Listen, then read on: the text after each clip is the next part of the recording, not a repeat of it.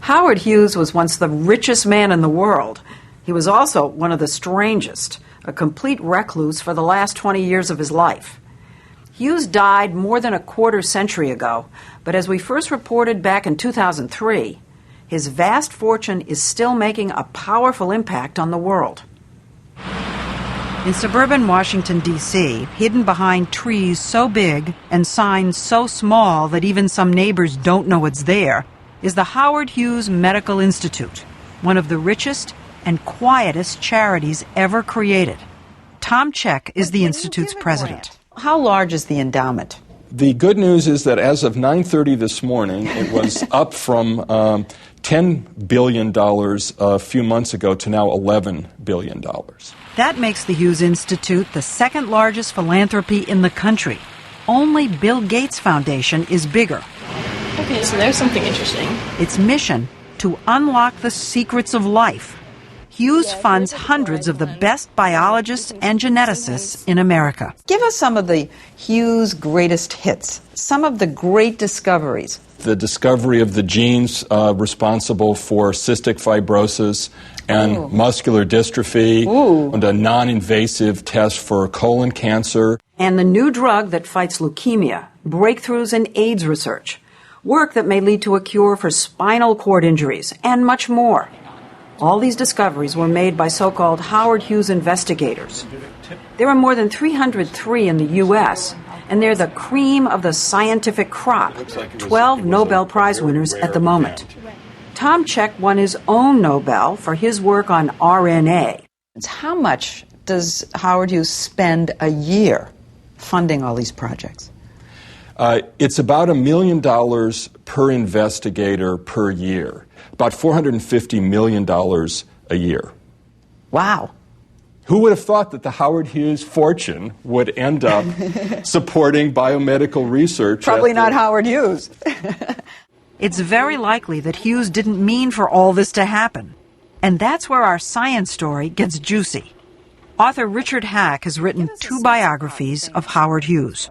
He was a playboy. He was a world-class pilot. He dated Betty Davis, Katharine Hepburn, Ginger Rogers, Ava Gardner, Rita Hayworth in the same week. Hollywood was his playground. But Hughes came to fame as a record-setting pilot, and it was his Hughes Aircraft Company that turned him into a billionaire. His most famous plane, the Spruce Goose, was a giant wooden seaplane that flew just once with Hughes at the controls. Despite that flop, Hughes Aircraft still became one of America's biggest defense contractors. The company originally started to make airplanes, and then it maneuvered itself into guidance systems. So it was a very important element of the Air Force. But the world's richest man wasn't your average government contractor. He was combative. He bullied Pentagon officials. This newsreel from 1947 shows him lambasting a U.S. senator who had had the audacity to challenge him. When Senator Brewster realized that he was fighting a battle against public opinion, a losing battle, he folded up and took a run-out powder.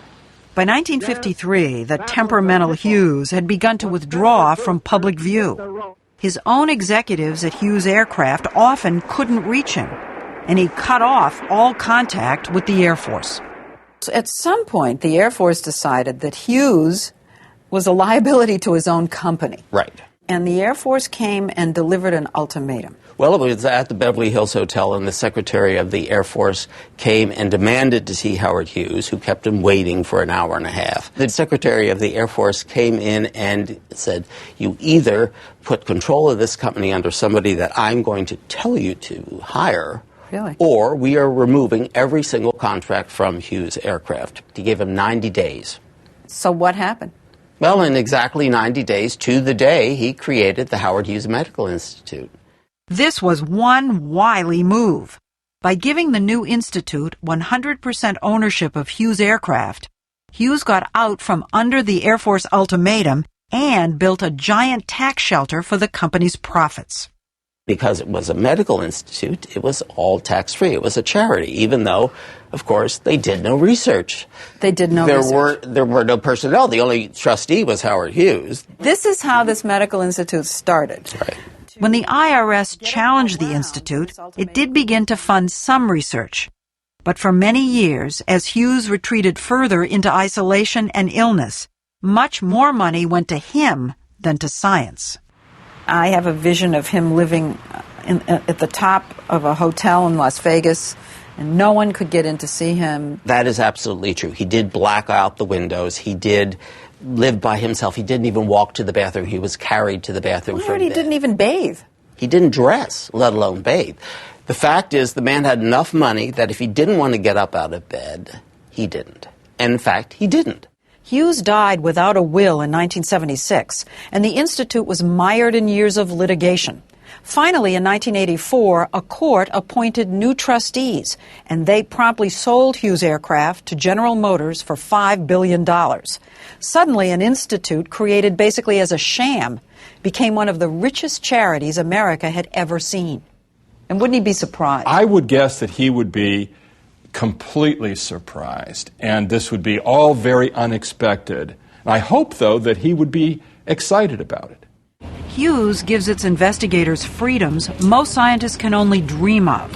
For instance, they're free of the crushing paperwork required to get money from the National Institutes of Health. They have to fill out a form that is very specific for the NIH.